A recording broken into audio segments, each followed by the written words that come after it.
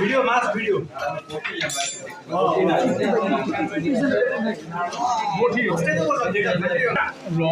আমার তো তিনটা একটা দিয়ে হয়ে যাবে।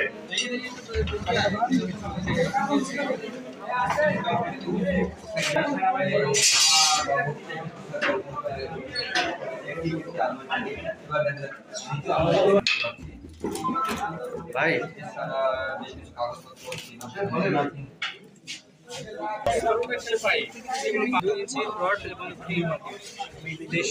তারপরে যে লিংকন ভাই রুলটা লিংকনে উপরে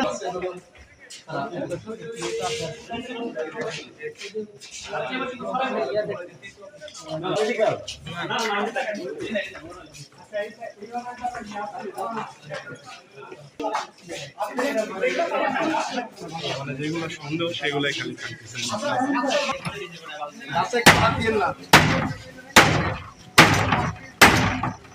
আপনারা জানেন রাজশাহী বিশ্ববিদ্যালয় বাংলাদেশের একটি সবচেয়ে ঐতিহ্যবাহী বিশ্ববিদ্যালয় এবং এই বিশ্ববিদ্যালয়ের যে হলগুলো আছে সেই হলগুলোতে বাংলাদেশ আওয়ামী লীগের যে সন্ত্রাসী সংগঠন বাংলাদেশ ছাত্রলীগ তার আধিপত্য বিস্তার করে আমাদের নিরহ ছাত্রদের উপরে জুলুম করে সিট বাণিজ্যের মাধ্যমে অবৈধ শিক্ষার্থীদেরকে হলে থাকার ব্যবস্থা করেছিল।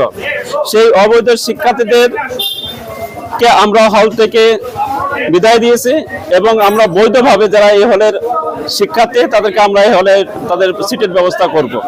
এবং আমরা বলতে চাই আমরা রাজশাহী বিশ্ববিদ্যালয় প্রথম রাজনৈতিক মুক্ত হল ঘোষণা করেছি হোসেন শহীদ সোহরাওয়ার্দী হল। এই হলে কোনো অবৈধ শিক্ষার্থী আর অবস্থান করতে পারবে না, কোনো সন্ত্রাসীদের ঠিকানা সোহরাওয়ার্দী হলে হবে না। আমরা বলতে চাই রাজশাহী বিশ্ববিদ্যালয় সুন্দর এবং সুষ্ঠু পরিবেশ বজায় থাকবে শিক্ষার মতো।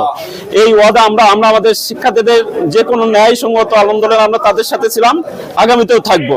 আমাদের শিক্ষার্থীরাই বিশ্ববিদ্যালয় প্রাণ, তাদের যে দিক যারা দেখিয়েছে সারা বাংলাদেশকে, সেখানে রাজশাহী বিশ্ববিদ্যালয় একটি বড় অবদান রাখছে।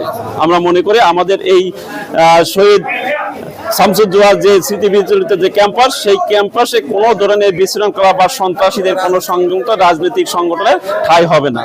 ঠিক আছে, ধন্যবাদ সবাইকে।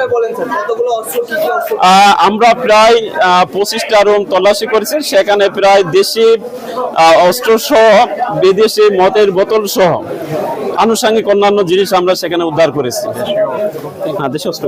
রাজশাহী বিশ্ববিদ্যালয়ের প্রত্যেকটা হল ইউনিটে যারা প্রার্থী হিসেবে দিয়েছিল সবার নাম এবং তাদের বায়োডাটা সহ সব কিছু আছে এখানে। এই যে এটা কত সালের জন্য দেখেন কোনটা, এটা ওইটা কত সালে করা হয়েছে, 22 এটা সব রিসেন্ট। এই যে গত যে পদটা হইল এই যে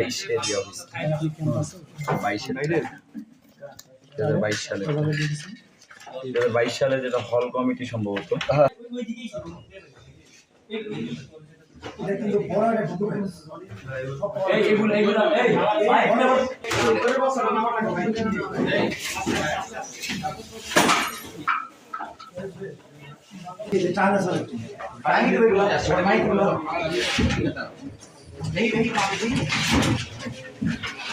এটা হচ্ছে জাতীয় বিশ্ববিদ্যালয়, এরা পরীক্ষার হলের যেটা আমরা দেওয়া হয় কিনতে পাওয়া যায়, ও এখানে রাখছে। জাতীয় বিশ্ববিদ্যালয়, তবে রাজশাহী বিশ্ববিদ্যালয়ের দাম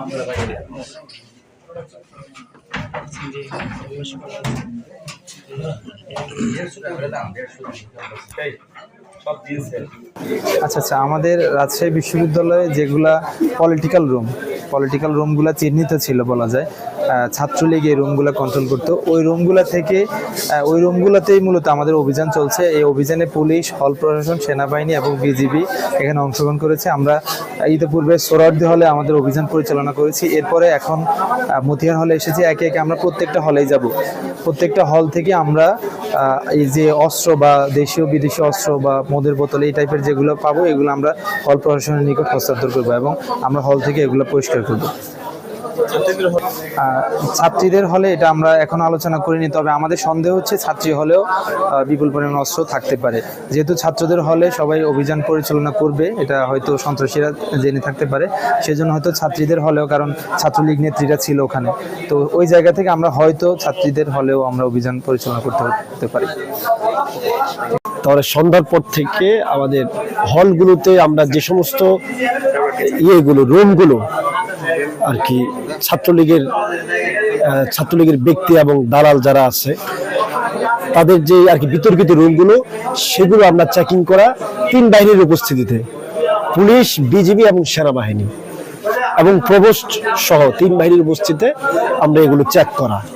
এবং ইতিমধ্যে আমরা সোহরাওয়ার্দী হলের কাজটা শেষ করেছি, সেখানে আমরা অনেকগুলো রড এবং রামদা এবং মদের বোতল আরো কিছু বিতর্কিত জিনিস আমরা পেয়েছি। এখন আমরা মতিহারে এসেছি, এটা হবে এবং এটার পরে বঙ্গবন্ধু হবে। প্রশাসনের উপস্থিতি ছিল এবং হল প্রশাসনের উপস্থিতিতে আমরা সাধারণ শিক্ষার্থীরা যারা যে হলে ছিল, যেমন আমরা SM হল এবং এখন পর্যন্ত SM হল এবং সোহরাওয়ার্দী হলে আমরা এই অস্ত্র অভিযানটা হয়েছে এবং বিপুল পরিমাণ দেশীয় অস্ত্র, মদের বোতল, মাদকদ্রব্য সহ বিভিন্ন ধরনের ছোট ছোট যেই মানে কাটিং মেশিন যেগুলো বলে বা ছুরি, চাকু